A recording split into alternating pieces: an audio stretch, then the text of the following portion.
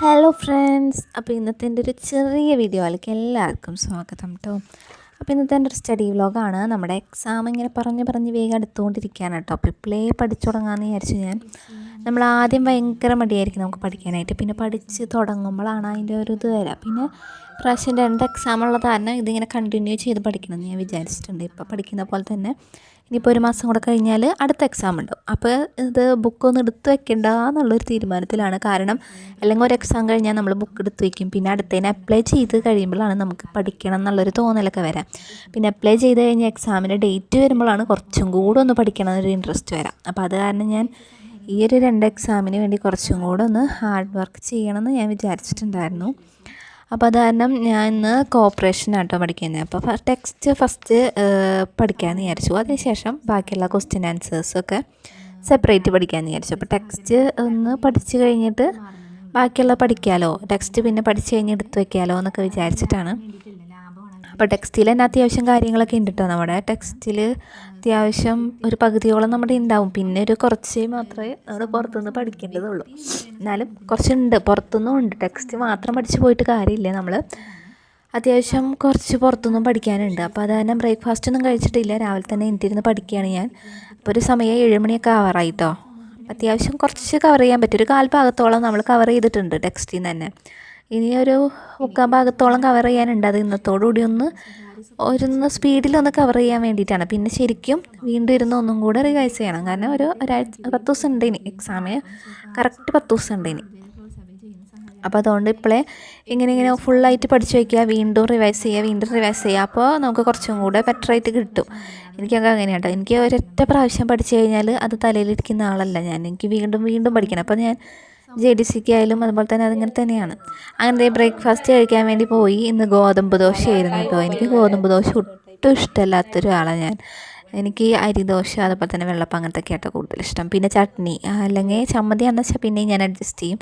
പക്ഷേ ഇന്ന് ചട്നിയാണ് കേട്ടോ ഞാൻ ഉണ്ടാക്കിയത്. അതാണ് എനിക്ക് അത്ര ഇഷ്ടമുണ്ടായില്ല. അതാണ് ഞാൻ 2 ദോശയെ കഴിച്ചുള്ളൂ. അത് ഞാൻ വീണ്ടും പഠിക്കാനിരുന്നു കേട്ടോ. പിന്നെ ഉച്ചവരെ പഠിക്കാമെന്ന് വിചാരിച്ചു. ഉച്ചയ്ക്കൊന്ന് പുറത്ത് പോകാനുണ്ട്. അപ്പോൾ ഉച്ചയ്ക്ക് മുമ്പ് അത്യാവശ്യം ഒന്ന് കവർ ചെയ്യാമെന്ന് വിചാരിച്ചു കേട്ടോ. അങ്ങനെ ബാക്കിയുള്ളതും കൂടെ ഒന്ന് പഠിക്കണമെന്ന് വിചാരിച്ചിട്ടുണ്ടായിരുന്നു.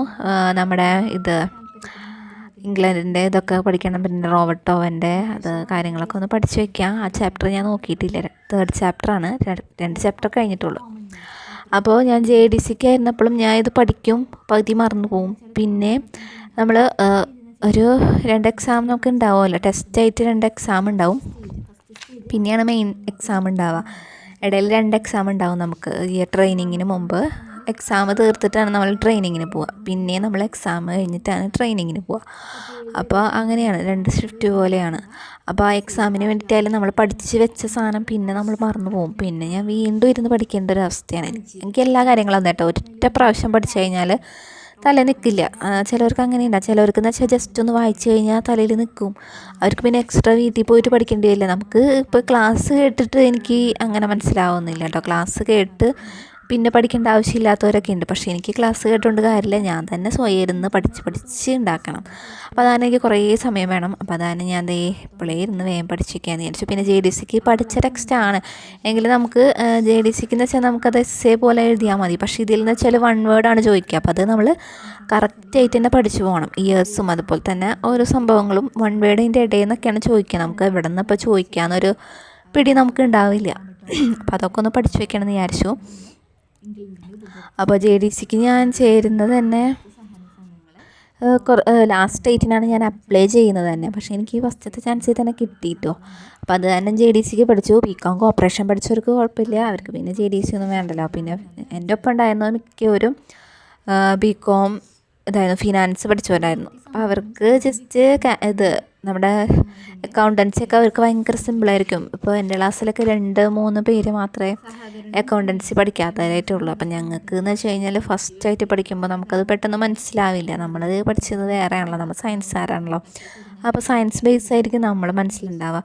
പക്ഷേ പഠിച്ചെടുക്കാൻ പറ്റും കേട്ടോ. ഏതൊരാൾക്കായാലും പഠിച്ചെടുക്കാൻ നമുക്ക് പാസ്സാകാനുള്ള മാർക്ക് നമുക്ക് എന്തായാലും കിട്ടും. കാരണം പ്രോബ്ലം ചെയ്യണമെന്നില്ല. നമുക്ക് എസ്സേകളുണ്ടാവും, തിയറി പോലത്തെ എസ്സേകളുണ്ടാവും. നമുക്ക് എഴുതാനുള്ള കുറേ കാര്യങ്ങൾ അതിലുണ്ട്.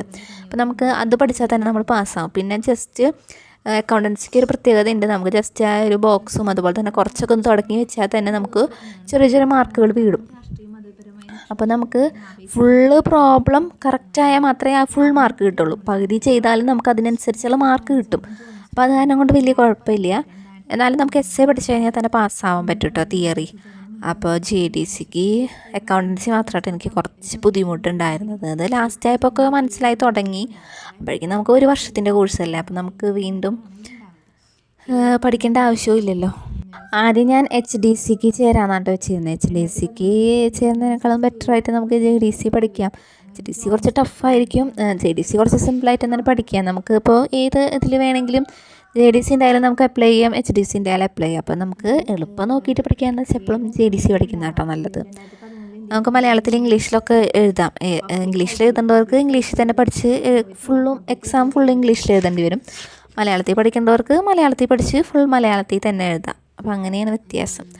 HDC എന്ന് വെച്ചാൽ ഫുൾ ഇംഗ്ലീഷ് തന്നെ നമ്മൾ പഠിക്കണം. ലോ ഒക്കെ കുറച്ച് ബുദ്ധിമുട്ടായിട്ട് വരും. HDC ഇംഗ്ലീഷ് എന്ന് പറയുമ്പോൾ ലോ എന്ന് വെച്ചാൽ നമുക്ക് ടെക്സ്റ്റ് കാണുമ്പോൾ തന്നെ നമുക്ക് ഇതിങ്ങനെ പഠിച്ച് നിൽക്കുന്നതായിരുന്നു. പിന്നെ പഠിച്ചപ്പോൾ വലിയ കുഴപ്പമുണ്ടായില്ല കേട്ടോ. പിന്നെ ദേ ഉച്ചക്കേൽക്ക് വേണ്ടിയിട്ട് പരിപ്പ് കാച്ചിട്ടുണ്ടായിരുന്നു. പിന്നെ ദേ നമ്മുടെ കയ്പ്പയ്ക്ക ഉണ്ടായിരുന്നു. അപ്പോൾ അതിൽ ഉപ്പേരി ഉണ്ടാക്കി, കുറച്ച് വേപ്പിലയും പച്ചമുളകും അതുപോലെ തന്നെ നമ്മുടെ സബോളൊക്കെ ഒന്ന് വഴറ്റി കടുകൊക്കെ പൊട്ടിച്ച് നമ്മുടെ വേപ്പിലയും കൂടെ നമ്മുടെ കയ്പ്പയ്ക്കയും കൂടെ ഒന്ന് കാച്ചിയെടുത്തിട്ടുണ്ട്. പിന്നെ മോര് കറിയായിരുന്നു കേട്ടോ ഉണ്ടാക്കിയത്. മോര് കറി നല്ല മോര് കറിയായിരുന്നു, നല്ല ടേസ്റ്റ് ഉണ്ടായിരുന്നു കേട്ടോ. അങ്ങനെ ഉച്ചയ്ക്ക് പുറത്തേക്കൊക്കെ പോയി വന്നപ്പോൾ നേരം വൈകി. അപ്പോൾ അമ്മ ഒരു പപ്പക്കായ പൊട്ടിക്കുകയെന്ന് വിചാരിച്ചിട്ടായിരുന്നു.